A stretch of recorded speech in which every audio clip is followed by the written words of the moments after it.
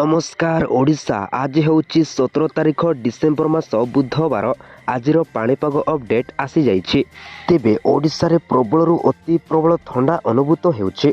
ओडिशार किछि अंचल रे घन कुहुड़ी आउ 2 दिन पर्यंत लागि रहिबो एने आकलन करिछि भुवनेश्वर स्थित आंचलिक पाणीपाग विभाग केन्द्र। सुंदरगढ़ कोरापुट एवं कंधमाल जिला पाई सतर्क करिछि पाणीपाग विभाग केन्द्र। आगामी 6 रु 7 दिन मध्य सर्वनिम्न तापमात्रा कौनसी बड़ परिवर्तन हेब नाही बोली कहिछि भुवनेश्वर स्थित आंचलिक पाणीपाग विभाग केन्द्र। तेबे गत 24 घंटा मध्य कोरापुट सेमलीगुड़ा 5.2 सेल्सियम रेकर्ड कर राज्यर सबुठारु ठंडा स्थान थिला। सेहिपरि 10 सेल्सियम तले तापमात्रा रेकर्ड कर अन्य स्थान गुड़िक हेउछि कोरापुट रे 6.5 डिग्री रेकर्ड कर कंधमाल जी उदयगिरी सर्वनिम्न तापमात्रा 6.7 डिग्री सेल्सियम रेकर्ड कर नगरमपुर रे 8.8 डिग्री सेल्सियम रेकर्ड कर बरगढ़ अनुगुल एवं पिपिली रे 9 डिग्री सेल्सियम रेकर्ड कर बौद्ध रे 9.5 सेल्सियम रेकर्ड कर बेले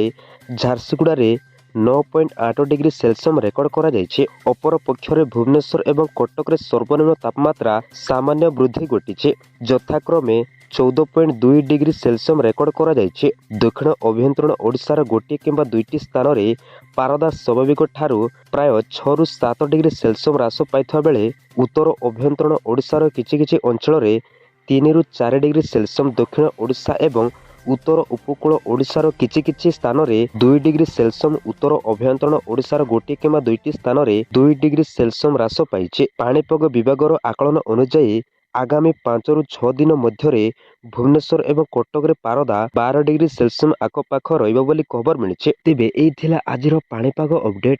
प्रतिदिन पाणीपागर अपडेट देखिया पई एबे ही ओडिशा खबर को सब्सक्राइब करी रखंतु एवं आपणक सांगसाथी समस्त को ए वीडियोटी को बहु मात्रा रे शेयर करंतु जा फल रे सेमान मध्य आजिर पाणीपाग अपडेट जानि पारिबे।